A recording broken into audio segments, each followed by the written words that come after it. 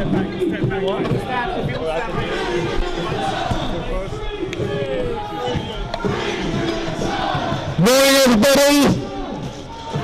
Morning. Thanks very much to all supporters for coming. Thanks very much for the press for being here. Got a couple of statements before today's court proceedings begin. First of all, I'll introduce to you Kristen Harfinson, who's the editor-in-chief of WikiLeaks. Thank you for being here this morning on this important day where possibly the future of journalism will be decided in this building. We just learned that Julian Assange will not be here in person today. He was denied that opportunity, which I think is outrageous. He is going to be up here via video link, but how can he interact with his lawyers from Belmarsh prison? How can this be justice in any form when he is deprived of being present here today where his life is decided? That is an outrage. Today, this court will hear the arguments or so-called arguments of the US lawyers. They will maintain that Julian will be treated very fairly when he is extradited into the US prisons. They will make so-called assurances. Everyone who takes a second look at those so-called assurances knows that they are worth nothing. Even in their own words, they say, well, we might change our mind. So that argument is void. And actually, Amnesty International has issued a statement and said that after scrutiny of those assurances, they have decided they are worthless. That should be obvious. There can be only one decision here, and that is no extradition. Thank you for your support here today. Motion to dismiss! Motion to dismiss! Thanks very much, Kristen. Now I'd like to introduce Stella Morris, who's been a long-time member of the legal team and is, of course, Julian's partner. We love you, Stella! We love you, Stella! Thank you, everyone, for being here today. Julian is not able to come. He has to be here, and we still hope that he'll be able to come tomorrow. What's at stake here isn't what is argued in court today. It's about whether the UK courts are going to extradite a journalist to the country that conspired to assassinate him. It is completely unthinkable that the UK courts could agree to that. I'm very concerned for Julian's health. I saw him on Saturday. He's very thin. And I hope that the courts will end this nightmare, that Julian is able to come home soon, and that wise heads prevail.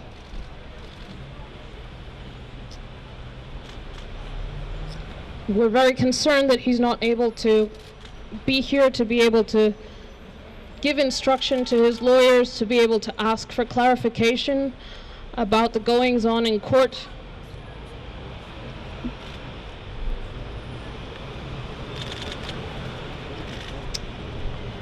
And today will be about the US distorting Julian's suffering that it has inflicted and trying to present that he's well enough to be extradited. Julian should never be extradited because he was doing his job as a journalist. He's being criminalized as a journalist. And the US has abused the laws, the agreements with this country. It's abusing the extradition agreements with this country in order to have this hearing today. This has to come to an end. Julian has to be freed. Thank you. Free Julian Assange! Thank you. Thank you. Now remember that the court is deciding whether or not today will be deciding today and tomorrow whether or not it's going to reverse the decision which has already been made by the Magistrates' Court not to extradite Julian Assange. So the question is, are they going to put him in the hands of the very people who, it's been revealed, were plotting to kidnap or assassinate him? Now, we'll be giving you updates about what's been happening in the court from this stage, both at lunchtime and at the end of court proceedings today and again tomorrow. So if you want to know what's been happening in court, you'll hear it first here.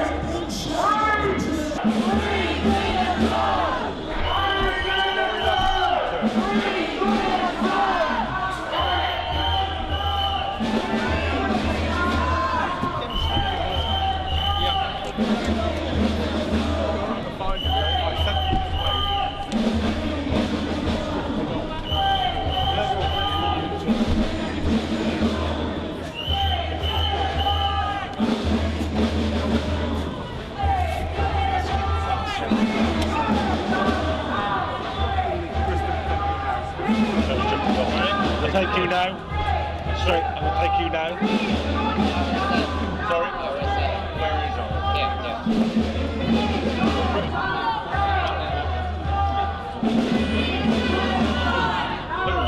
They can speak. Yeah, where are they? They need to get over here. Okay, thanks very much. We're just going to have some responses now to the first morning of the hearing in which the United States prosecution made its case about the appeal. First, I'm going to call on Rebecca Vincent from Reporters Without Frontiers to give her reaction. Hi. So we got in this morning for Reporters Without Borders, but with almost greater difficulty than ever before. So I really close to your mouth. Sorry. Is that better? Okay, so hi, I'm Rebecca Vincent, and this is Christophe Delois, who's come from our Paris headquarters as well. Reporters Without Borders did get in this morning, but with almost greater difficulty than ever before. This is ridiculous. We've had access issues throughout. But we did manage to monitor the proceedings, and this morning's arguments so far have been mostly about the U.S. assurances in this case. I want to repeat our position that Julian Assange should not be in prison in Belmarsh. He should not go to the U.S. to be in prison. He should not be in prison in Australia. It doesn't matter where this incarceration takes place. He should not be in prison, full stop. So we want to highlight that and call again for his release. So we will stick with this case this afternoon and tomorrow, and we will be here. We repeat our call for Assange to be released, for this case to be closed. Thank you. The next person I'm going to call to speak to is Laurie Love. His extradition case, was directly referred to by the US prosecution this morning in an attempt to disallow any comparison between that and the current case of Julian Assange.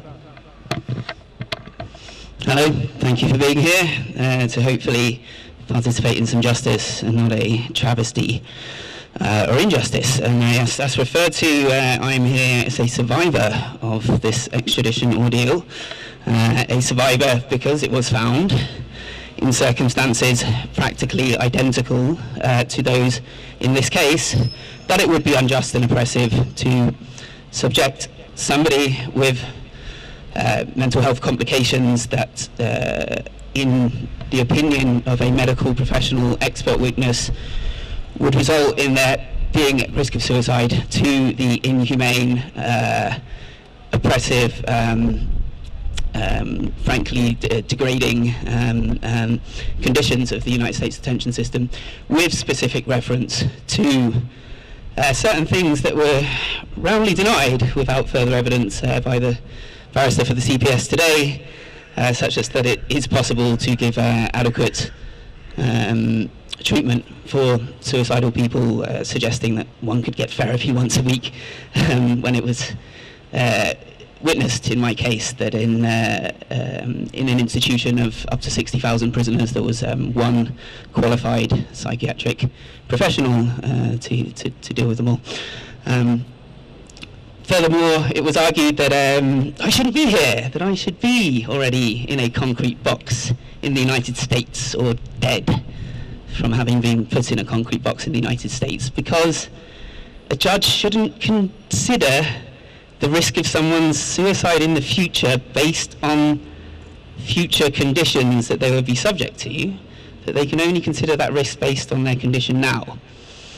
Now this I found quite funny, because I remembered when that exact argument was ventured by my learned friend Mr. Peter Caldwell, who represented the United States when I was here in 2018, and he suggested, well, it might be the case that someone's mental health condition could improve. And Mr. Justice Ousley said, "Excuse me, Mr. Caldwell, do you know of any case where someone's mental health has improved after being extradited?" And everyone laughed, and we were told that it was not a theatre and we shouldn't laugh. But the point was roundly made, and this argument was discarded by the panel, including His Lordship, the Lord Chief Justice, who sits there today. And so I just hope that he remembers and rejects these arguments that are sophistic, wanting to have their cake and eat it, wanting that the future conditions don't be considered, but assurances given by the Department of Justice that everything will be hunky-dory, that he won't be subject to special administrative measures, that he won't end up in a supermax facility, that he will be sent to Australia to serve any sentence. Assurances that, despite the argumentation that we just heard, I do not believe would be worth the diplomatic note paper on which they are written. And so I think that the argument so far has been weak, facile, sophistic, and based on, if not outright dissimulation, at least distortion of the facts before us. It's a game of two halves, and so we wait to see the argumentation of the representatives for our friend Julian. But we remember, regardless of the very limited and narrow grounds on which this appeal is being heard, because of the narrow grounds, the only grounds available, unfortunately, because of how this system is distorted and weighed in favour of the United States, that the real reason Julian should not be extradited to the United States is because Julian Assange helped enable and facilitate the publication of journalistic evidence of war crimes by that same government and regime that this court now considers that he should be rendered unto, to undoubtedly be tortured and made an example that nobody else in the press, nobody else like so many of you that I see standing before me today with cameras and note papers and laptops, and presumably, if not today, at some point, the aspiration that you would stand up to power and speak truth to it in the interests of justice and democracy. Thank you.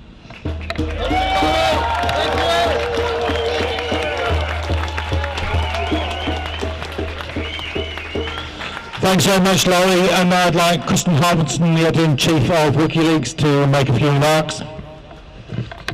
Thank you. It is almost surreal to spend a morning in this grand building to hear the lawyers acting on behalf of the United States try to stretch the interpretation of the law, and of course trying to convince the court that the United States will treat Julian Assange very fairly if and when he is extradited to the United States. They are, of course, putting those assurances front that have been measured by Amnesty International, by other organizations, and found that they are worth nothing. They are proposing that Julian could serve his sentence in Australia, and that was reported in the paper this morning. What is that worth? They are keeping out the fact that that is not possible unless he has exhausted all appeal possibilities in the United States, which could take a decade. What kind of assurance is that? To keep somebody locked up in isolation for 10 years and then say he could transfer to Australia. He will not survive that. This is surreal on so many fronts, because what we should really be discussing in this courtroom is the entire illegality and absurdity in the entire process. The fact that this was compromised from the start from a legal standpoint. His legally privileged communications was spied upon. His lawyer's office in Spain was broken into. He was under constant surveillance and under condition in the Ecuador embassy with tantamount to torture. We've also heard that the country that wants to get him overseas, the United States, was planning to kill or kidnap him. It should not be a possibility. It should be absolutely impossible, just on the basis of that, to extradite him. We should not be arguing the merits of the law in this courtroom. We should be talking about the obvious justice, obvious to you, obvious to everyone. This must end.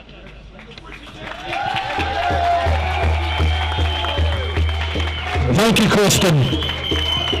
And in all this debate, about assurances, remember that it's there in black and white in the United States submissions that those assurances can be withdrawn at any point in the future. So quite frankly, they could be giving an assurance that Julian Assange can stay in a penthouse on Central Park, and it would mean absolutely nothing because it could be removed at any point in the future. Now finally, I want to call on Stella Morris, Julian's partner, to give her reactions to this morning's proceedings.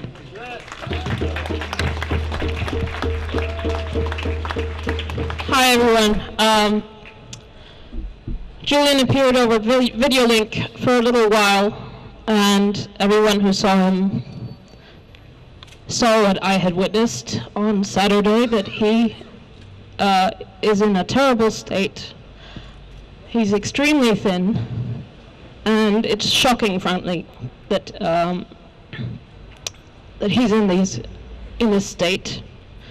And it's a special type of cruelty to have to sit through today, having the U.S. distort and try to undermine the expert testimony which the magistrate sat through for 4 weeks. She listened to the facts of this case and came to a conclusion, and that was that Julian will not survive extradition.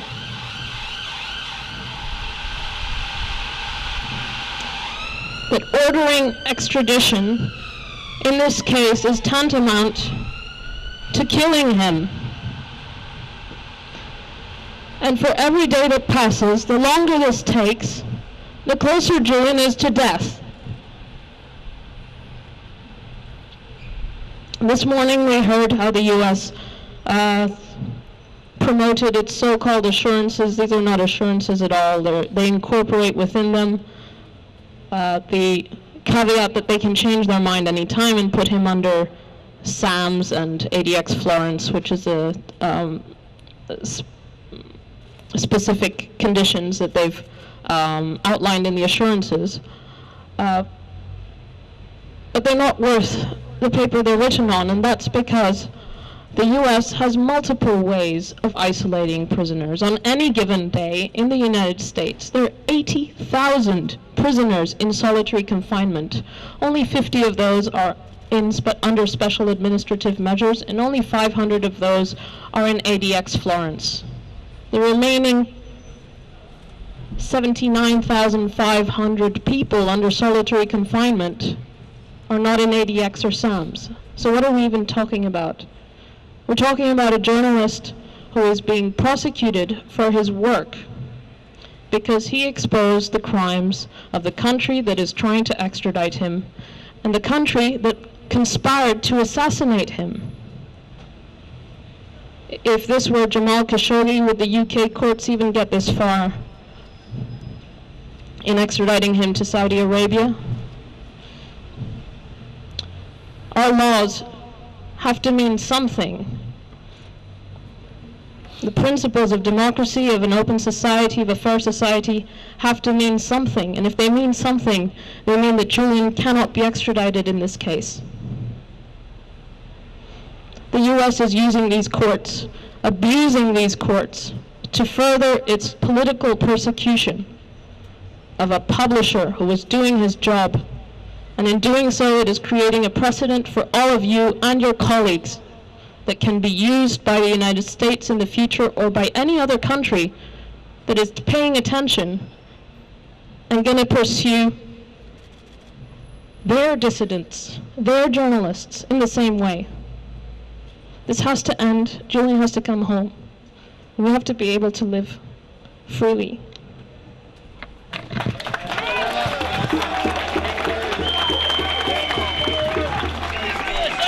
Okay, thank you. We will, at the end of today's proceedings, be holding another briefing like this. I'll tell you why we do it. Because any of you who've been listening to the court proceedings this morning will know that what the lawyers for the United States are doing is to present the palpably ridiculous as the absolutely obvious. And when you sit there in court and listen to those people in their wigs and their robes say this stuff, it sounds normal, it sounds plausible, until you hear Laurie Luff come out and say, look, it's bloody ridiculous to say that you can't take account of the future conditions in jail when you're assessing somebody's likelihood of committing suicide. It's palpably, obviously ridiculous. If anybody said it to you in a pub, you'd laugh out loud. But in here, they take it seriously. So out here, we're the reality check. We're the fact check on what's being said in there, and we'll do it at every break in this court proceedings as it goes along. Thank you,